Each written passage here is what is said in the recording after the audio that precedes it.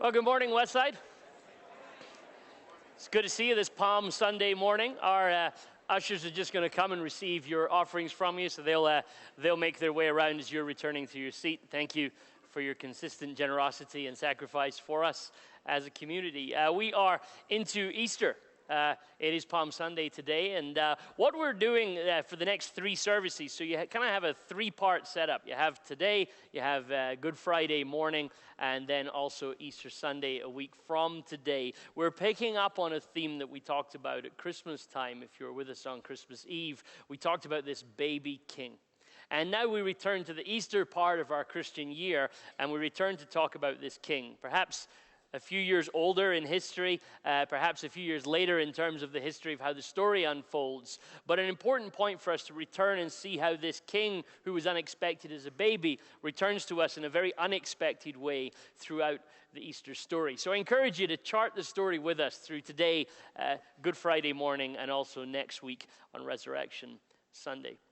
Talking about a king, we actually have to sort of set ourselves a little bit into Jesus' world. The world of first century Israel had a lot of thoughts and expectations when it came to the idea of the king. By the time of Jesus, if you were to simply talk about who is king of Israel, this was such a loaded and weighty conversation that had all sorts of expectations about God, about prophecy, about history, about the future and eschatology. All these things were bound up in this idea of the king.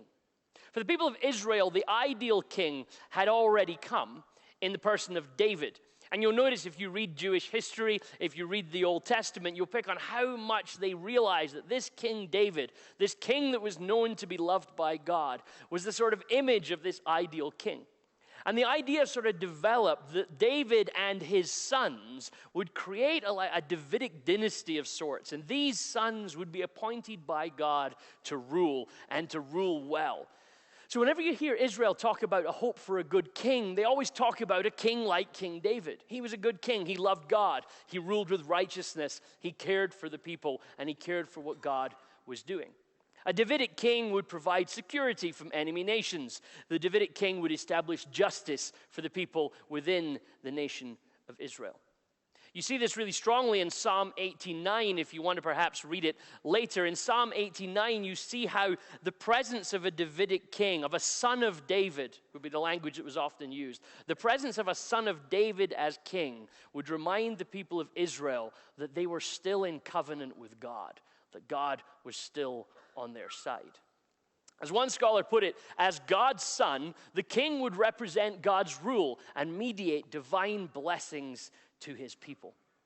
Of course, if there isn't a Davidic king on the throne, if perhaps the king is not there, maybe he's not there because you have a bad sequence of kings, or maybe he's not there because you're being oppressed by a foreign power, a nervousness starts to develop in you as an individual, but also in you as a nation.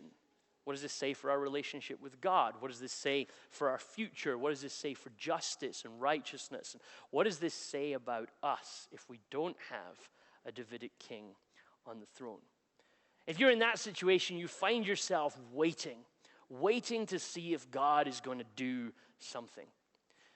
You know what it feels like to wait, don't you? We're really good at waiting as modern people. I wanted to help you with this, so I'm just going to give you an image of waiting that you all know and love. And how well you respond when you see this waiting. The waiting for the people of Israel came often because the wrong type of king was on the throne. King Herod, the great king that we hear about throughout the whole New Testament story, Herod and his sons was an example of a bad king. The reason the Israelites didn't like him is they knew his first loyalty wasn't to them. His first loyalty wasn't to the Lord God. His loyalty was to Rome. The oppressing power that was establishing itself in Israel had put Herod in place, and Herod was loyal primarily to them. Well, that's not right. That's not what we hoped for. That's not what we were waiting for. Sorry, this is probably bugging all the Mac users out there. So for the Windows people, let me just change it for a moment. So what started to happen in Israel around about the time of Jesus, and you saw this actually when King Herod died, when Jesus was just a few years old probably, there was a political kind of uprising happened where a few insurgents came together and said, this uncertainty over this king allows us to kind of maybe force through a proper king. The uprisings were hugely violent. A few years before Jesus, maybe when Jesus would have been a couple of years old, rather, we find an uprising happens in Sepphoris, a village just 4 miles away from Nazareth, a village that Jesus was kind of growing up in. And the Romans came in and destroyed the whole village. They wiped it out and knocked it to the ground 4 miles from where Jesus is growing up as a show of their strength. Another uprising just after King Herod died ended up with 2,000 Jewish men being crucified just outside Jerusalem. The people knew what happened if you went with a king that wasn't the Roman king, but they also always looked out for charismatic leaders that would come along and give them hope that God was still on their side and going to liberate them from these oppressors. Now, this is why, if you think through the stories of Jesus, as you've read them, perhaps you might remember in John chapter 6, Jesus comes along and he feeds 5,000 people with 5 loaves and 2 fish. And at the end of the story, Jesus is said to realize that the people who he's just fed wish to make him king by force. Imagine you're in first century Israel. You go to hear someone speak. And at the end of the meeting, everyone's a bit hungry, and he feeds 5,000 of you with 5 loaves and 2 fish. Now, in that era, how battles used to work in cities was what you would do is you would go and attack a city, and that city would close its gates and hole up and fortify its sort of resources, and the opposing force would just wait outside until they starved, and then they would overtake the city. It was kind of how you did city warfare, siege them, and see who gives out first. Now imagine you're in a crowd and a man feeds 5,000 people with 5 loaves and 2 fish. You're going to think, hey, wait a minute. If we were holed up in the city and we had half a bag of Skittles, some rice, and a couple of potatoes, we could go for years. We could win any siege. And that's exactly what you see the people start to do. They say, well, wait a minute, we can make him king. If he'll be our king, we can beat anyone because we can outlast them. Jesus, of course, doesn't want to be king like that. So he disappears in that particular situation and moves on. By the time of Jesus, perhaps you've bumped into in some documentary at some point, and perhaps in some of your readings, you'll have heard of the Dead Sea Scrolls, these Jewish scrolls which were written a few hundred years before Jesus. And in them, we see how expectation was rising after the Old Testament time and leading up to the sort of time that Jesus was around. The sort of pressure around the idea of king was rising. The king was no longer in the hopes and dreams of Israel, just a guy who would come along and sort of look after the nation. But all sort of prophetic and eschatological tension started to get added to this royal Messiah character who would come and liberate and free not just the people of Israel, but the expectation started to develop that they would put the whole world back together again properly, that the whole world would realize that Israel's God was the true God.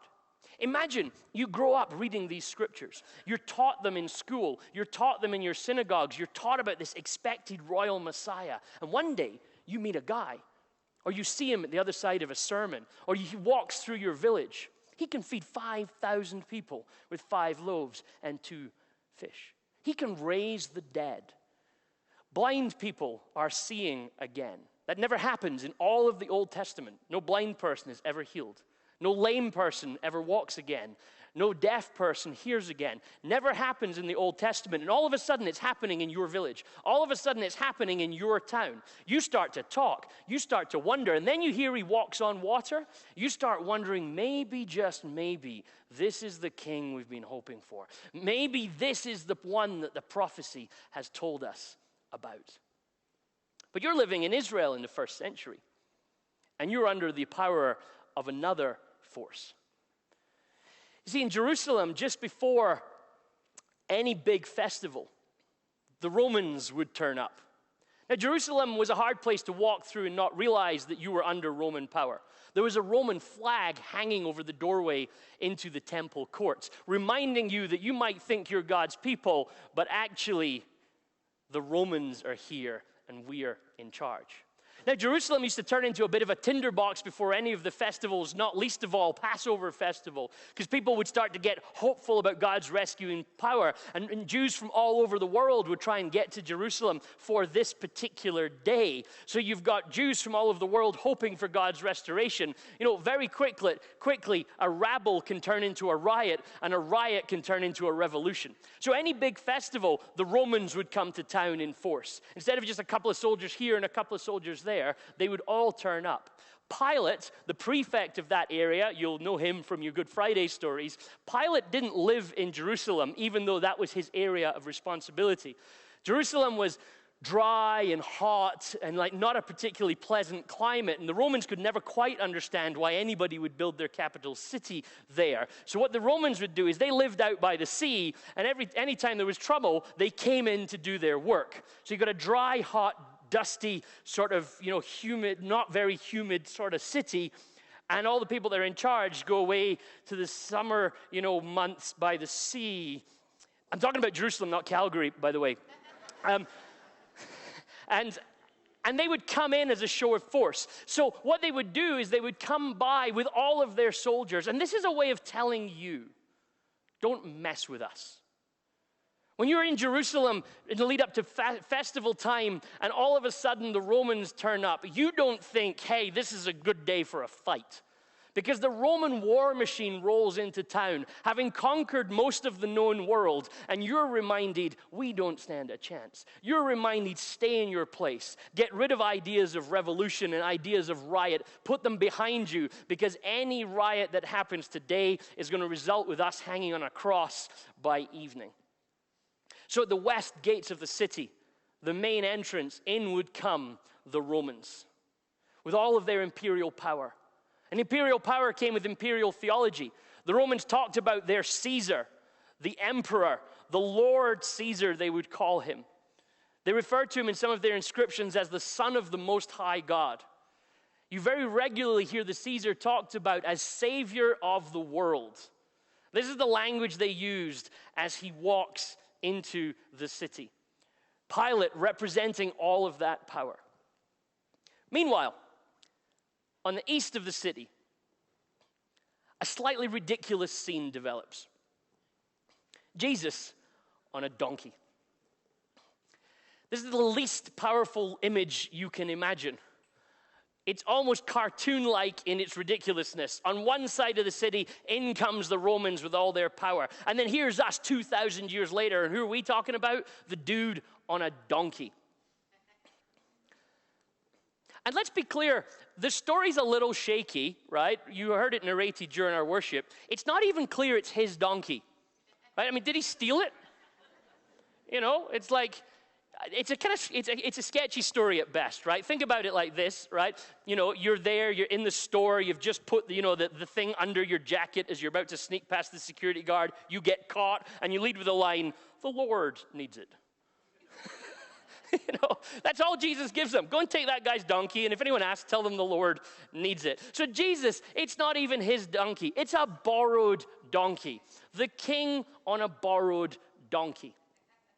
But they're near the Mount of Olives, Mark says.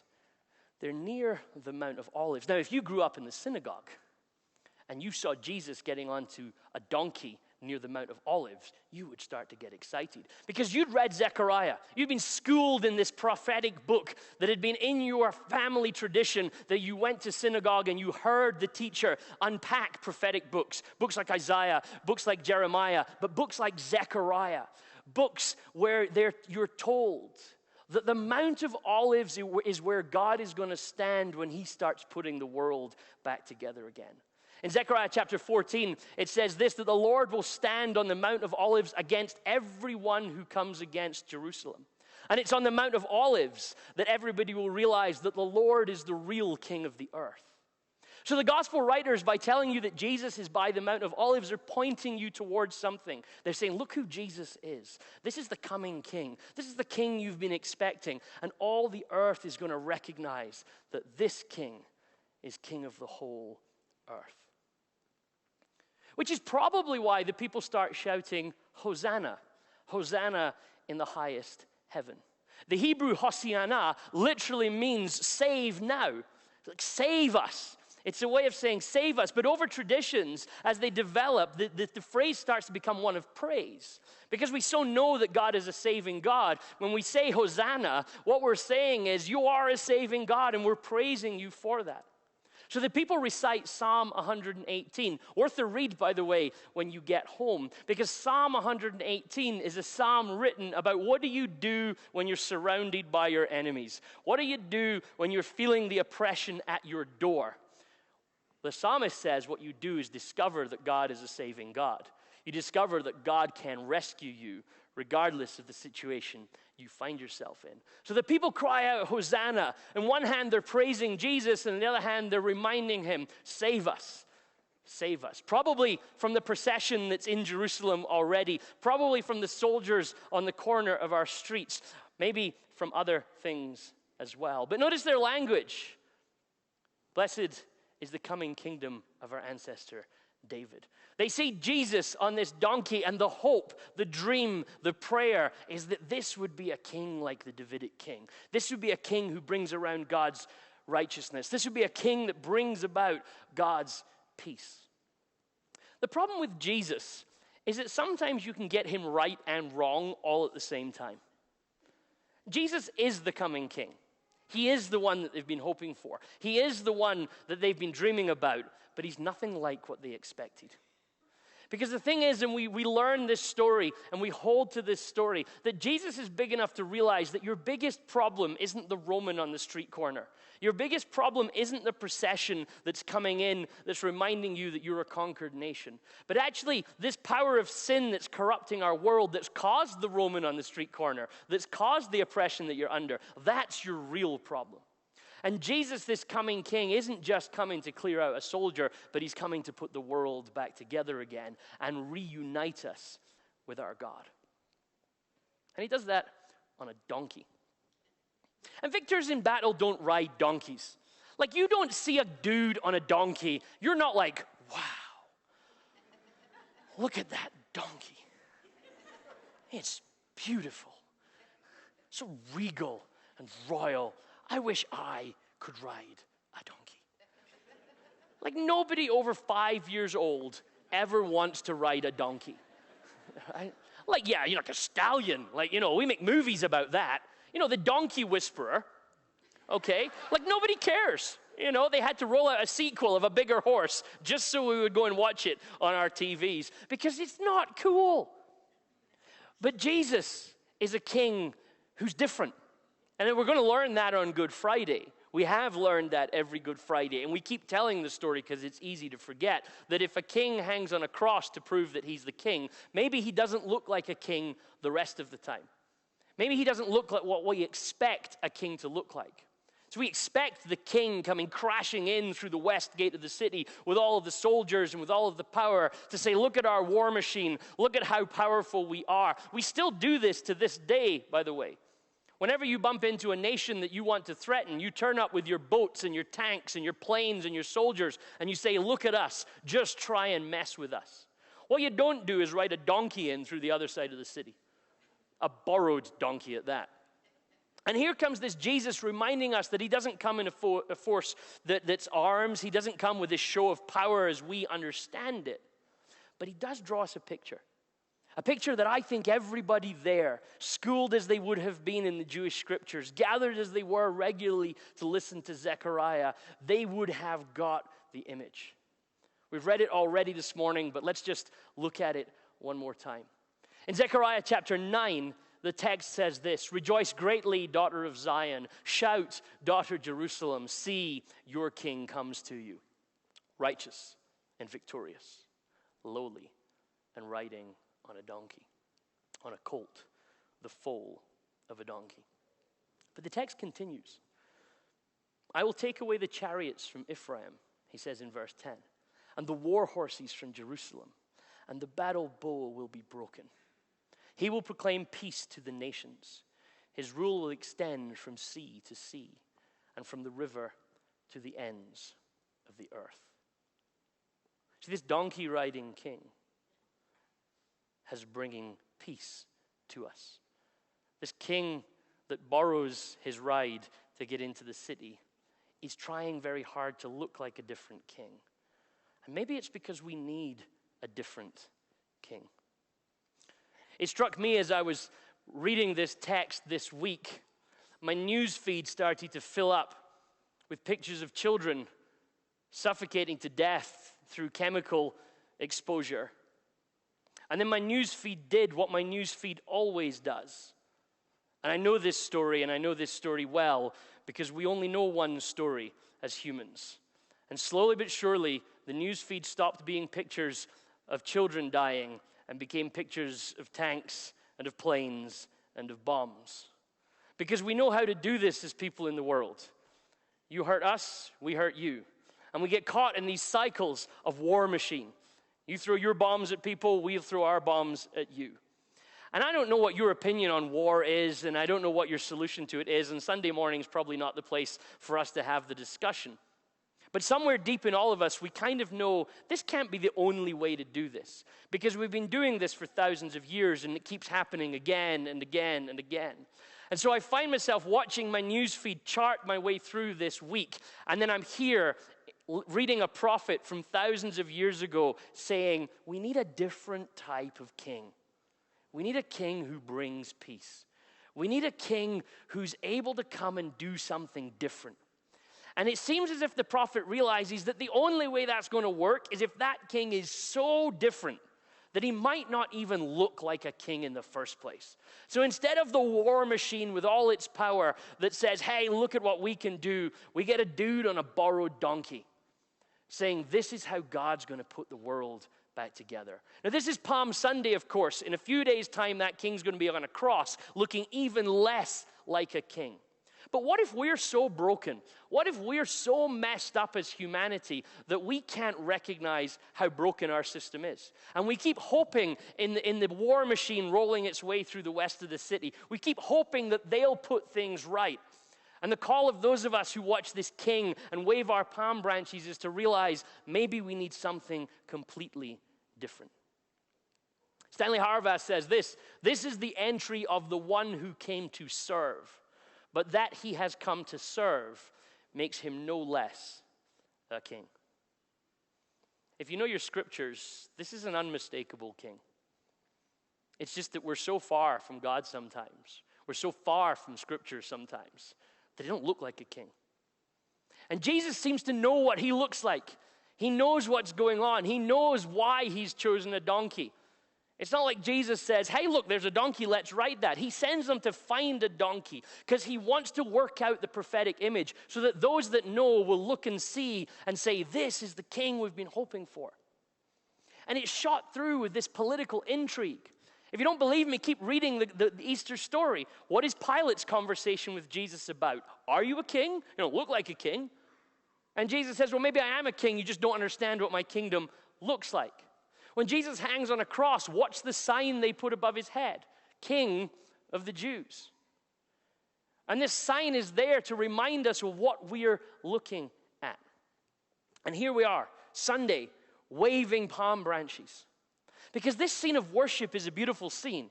It's a scene of a people holding out their hope for God, believing that God still can, against the odds, put things back together again. Because this king's power is in our worship. This king's power is in our confession that in our worship is where our freedom is. And wherever we can worship, we are free. Wherever we can praise God's name, we are a rescued people. You see, Mark's constantly in his story in chapter 11. Mark is just picking at you a little bit. He's wanting you to constantly ask one question. One question that should always be on your mind as you watch this weird scene of people waving branches at a man on a borrowed donkey. And the scene that he wants you to ask about is this. Like, what kind of king is this? Now, Mark's very clever with the way he tells you the story, and sometimes you've got to read the whole story to understand the little bits of the story. And right before this triumphal entry of the victorious King Jesus into Jerusalem, Mark told you another story. So you've got to rewind your Bible just a verse or two to get to the end of chapter 10, where this story at verse 46 begins. They came to Jericho. As he and his disciples and a large crowd were leaving Jericho, Bartimaeus, son of Timaeus, a blind beggar, was sitting by the roadside. When he heard that it was Jesus of Nazareth, he began to shout out and say, "Jesus," notice his words, "Son of David." What kind of hope does Bartimaeus have in his heart when he shouts this? "Jesus, Son of David, have mercy on me."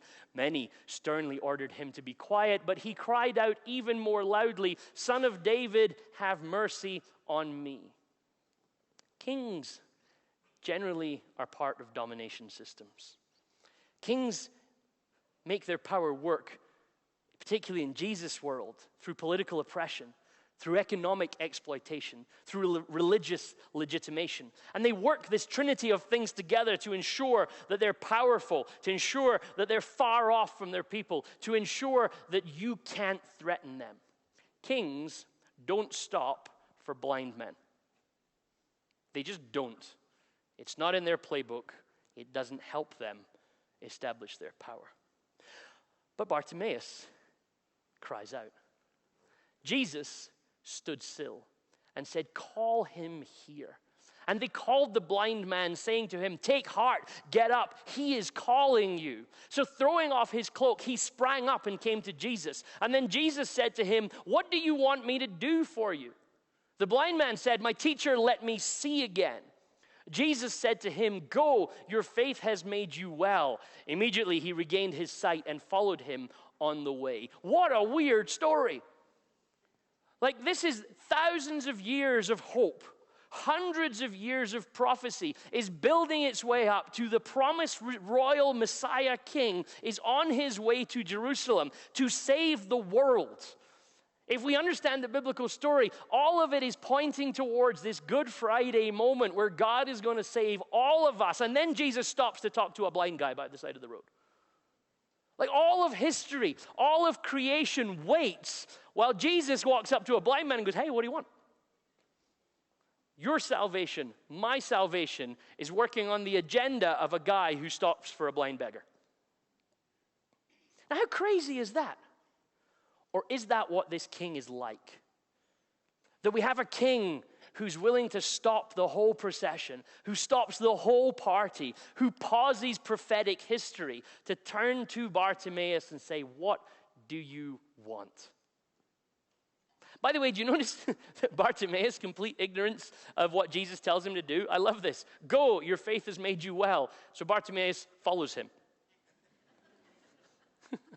Like, I told you to do one thing, and you did it badly. Or is this exactly what this king is like? That he lets you choose, that he lets you decide. Hey, you're free. Like, you're healed. Every other king would pull you into a lifetime of forced servitude. You would be a slave forever for this sort of trade of help. But this king says to Bartimaeus, "You can go and do whatever you want." But when you look at a king like that, all you want to do is stay near.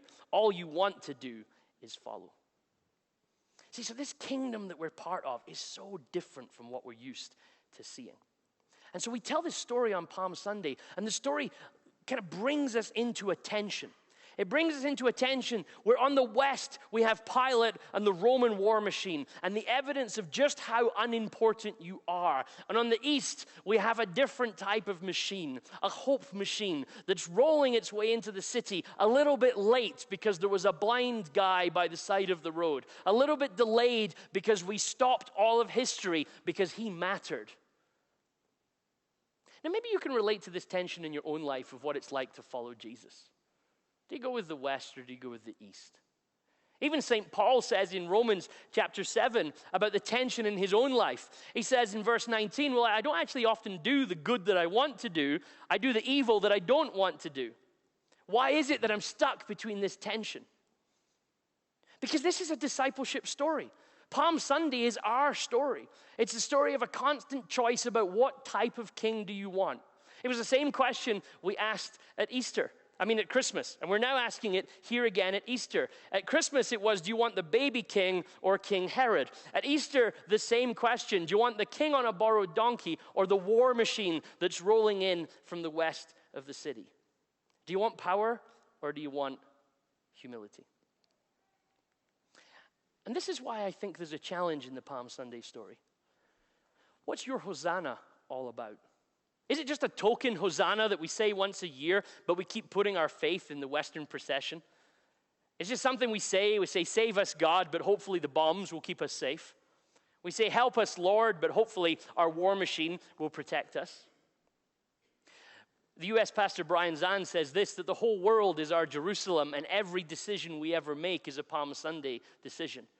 Which king are you putting your trust in? Which king are you hoping in?